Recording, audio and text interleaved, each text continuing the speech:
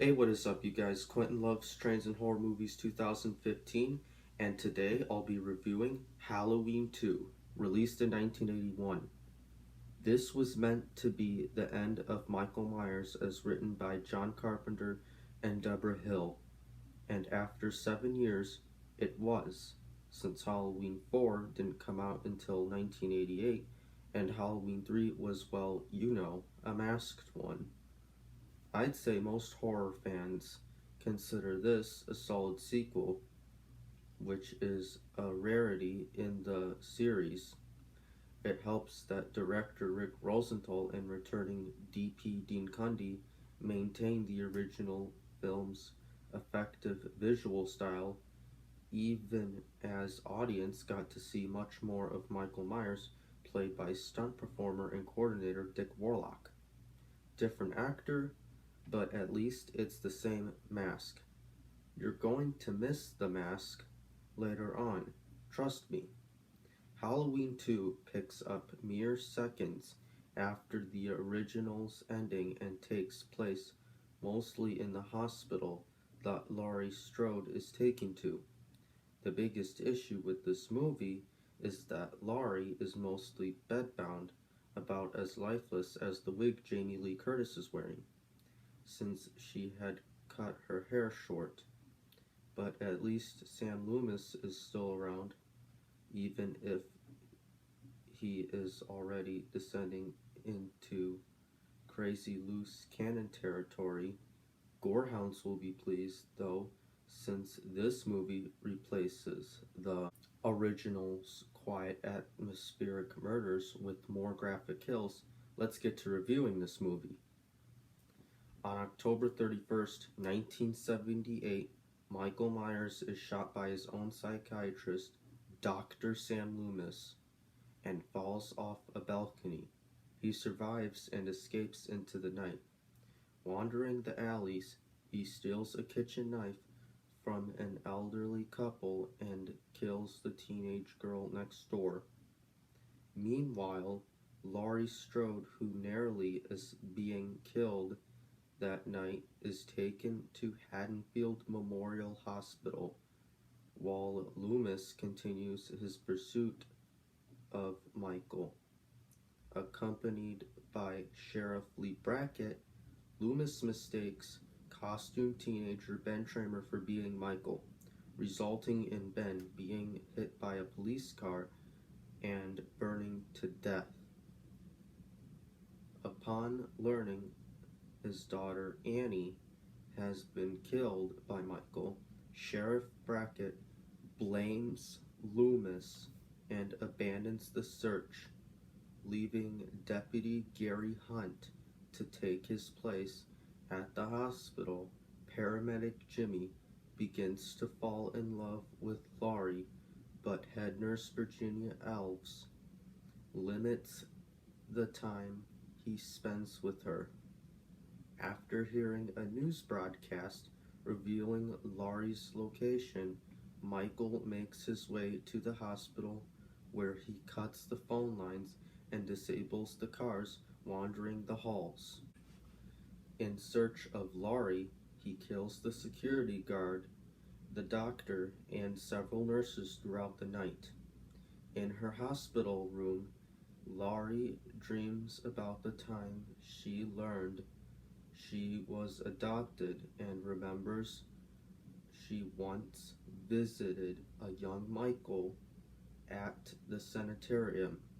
Jimmy and nurse Jill Franco search the hospital for Laurie, who tries to evade Michael. Jimmy finds the body of Mrs. Alves before slipping in a pool of her blood and knocking himself unconscious. Meanwhile, Loomis is informed that Michael broke into the local elementary school earlier. He discovers clues connecting Michael to Samhain and the occult, which which, which might explain his his apparent indestructibility. His colleague, Marion Chambers, arrived to escort him back to Smith's Grove on the governor's orders and under the enforcement of a U.S. Marshal. On the way, she tells him that Laurie is Michael's younger sister. She was put up for adoption after the death of Michael's parents, with the records to protect the family.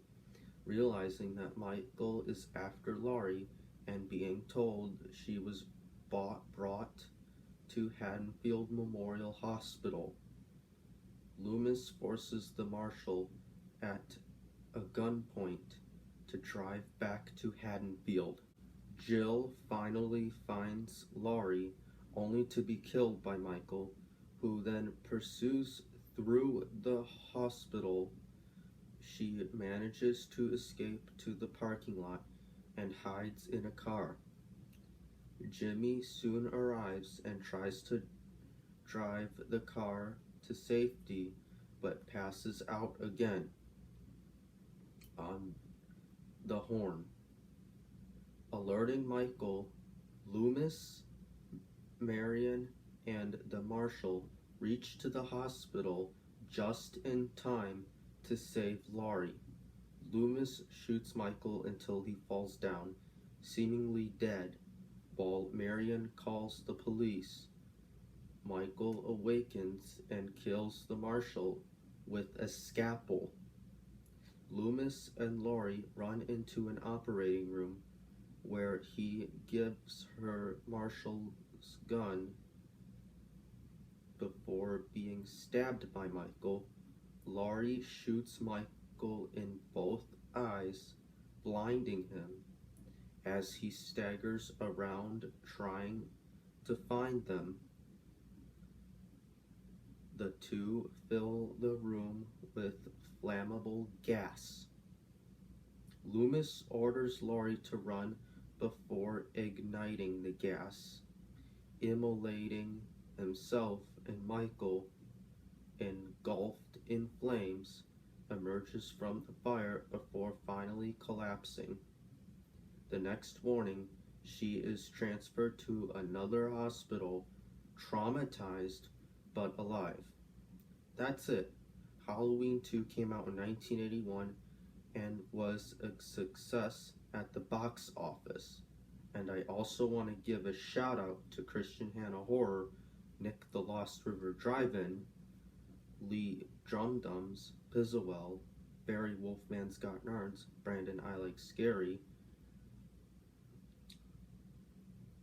Jake Blaster Productions, Nick Push's Horror Channel, Jimmy Champagne, Zach CZ's World, Brandon I Like Scary, Mike and Jay We Watched a Movie, and James A. Janice from Dead Meat. Next week I'll be reviewing Halloween 3 Season of the Witch. Until next time, I'm Quentin Loves Trains and Horror Movies 2015. Please like, share, subscribe, comment below on what you think. Make sure to follow me on Instagram and support me on Patreon. And I also want to give one more shout out to Bud from the Halloween Verse. Thanks, be good people.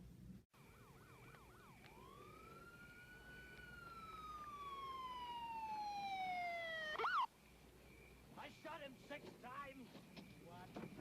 I shot him 6 times. I shot him in the heart. Can't have gotten very far. Come on. I shot him 6 times. Yeah. This guy, this man, he's not human.